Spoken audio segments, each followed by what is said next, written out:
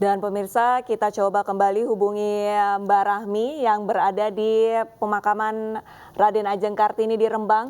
Selamat siang Mbak Rahmi. Selamat siang, Mbak.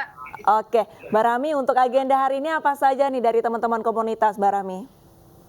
Ya, setelah nanti kita selesai dari makam, tadi kami sudah di sini, kami sama-sama berdoa, mengirimkan segala energi positif yang bisa kita berikan untuk Ibu Kartini, seperti juga segala kebaikan yang sudah beliau tebarkan untuk kita perempuan-perempuan Indonesia.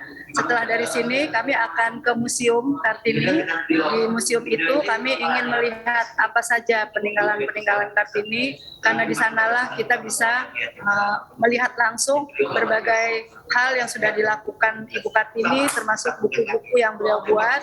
Juga ternyata Ibu Kartini itu adalah perempuan pertama, orang pertama di Indonesia yang memaksa supaya Al-Quran itu diterjemahkan ke dalam bahasa Indonesia.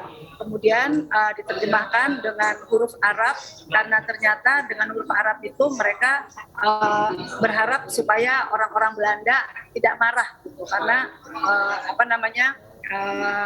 disangkanya itu bagian dari Al-Quran atau apa, tapi bukan terjemahan dalam bahasa Indonesia.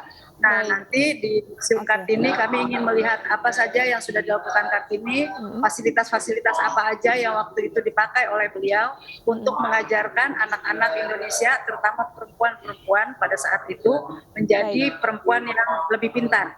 Oke, Mbak Rahmi, kebetulan saya dan Lisa, mungkin ada pemirsa juga yang belum pernah berziarah ke makam Kartini. Bisa Anda gambarkan bagaimana lokasinya di situ dan adakah syarat tertentu untuk bisa berziarah di sana? Ya, di sini siapa aja bisa berziarah, Mbak. Dan itu dibuka setiap hari dari pagi sampai ini saya dengan Mas yang mengelola di sini. Dibuka sampai jam berapa, Mas? Kita buka 24 jam. Dibuka 24 jam. Baik. Wow, 24 jam dibuka. Jadi anytime kalau mau datang ke sini, kapan waktunya cocok, bisa langsung kemari. Baik, berarti kalau jika dibuka 24 jam, apakah masyarakat ini justru lebih rutin ataupun lebih sering mengunjungi pemakaman hanya pada saat hari Ibu Kartini atau hari-hari biasa juga ramai dikunjungi? Kalau di hari Kartini udah pasti ramai. Dari tadi saya datang, dari saya sampai sekarang ini itu antrian banyak sekali untuk berdoa di sini. Seperti bisa dilihat di belakang saya itu sedang ada kelompok ibu-ibu juga dengan bapak-bapak yang hadir untuk berdoa di sini. Sebelumnya juga ada, dan di luar pun sekarang sudah ada yang menunggu. Kalau hari-hari biasa bagaimana, Mas? Kalau di hari biasa itu malah lebih ramai banget. Oh, lebih ramai di hari biasa daripada di hari Kartini. Jadi untuk pengunjung di makam RA Kartini, dalam catatan kami dalam 1 bulan itu masih lebih di angka kisaran 4 ribuan. Oke, Mbak Rahmi, jika kita melihat perkembangan saat ini banyak sekali wanita-wanita yang ingin sukses, mereka mengedepankan kesetaraan gender. Apa sosok ataupun nilai-nilai yang bisa kita terapkan di era modern saat ini dari tokoh Kartini sendiri? Ya, Kartini sejak kecil itu dia diberi kebebasan oleh ayahnya untuk sekolah, tapi cuma sampai usia 12 tahun.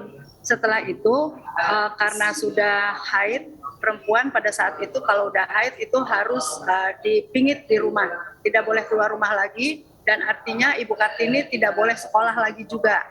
Nah, setelah itu beliau belajar sendiri di rumah dan beliau menjalin hubungan yang sangat erat dengan kenalan-kenalannya yang orang Belanda. Di sanalah Ibu Kartini tetap terus belajar sampai usianya 24 tahun. Nah, semangat untuk terus belajar walaupun banyak sekali keterbatasan-keterbatasan yang harus dijalankan dalam hidupnya, itulah yang harusnya menjadi acuan kita perempuan-perempuan Indonesia saat ini untuk tetap belajar. Sekarang kita dipingit dalam tanda kutip oleh pandemi COVID sekarang ini, tapi bukan berarti kita tidak bisa belajar.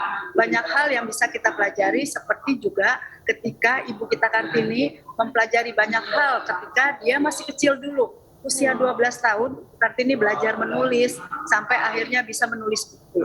Beliau juga belajar bagaimana caranya untuk Baik. menjadi perempuan yang tangguh. Baik. Itulah juga yang bisa kita pelajari sekarang. Baik. Baik, terima kasih banyak atas bincang-bincangnya pada hari ini Mbak Rahmi. Semoga kegiatan teman-teman dari komunitas ini berjalan lancar ya.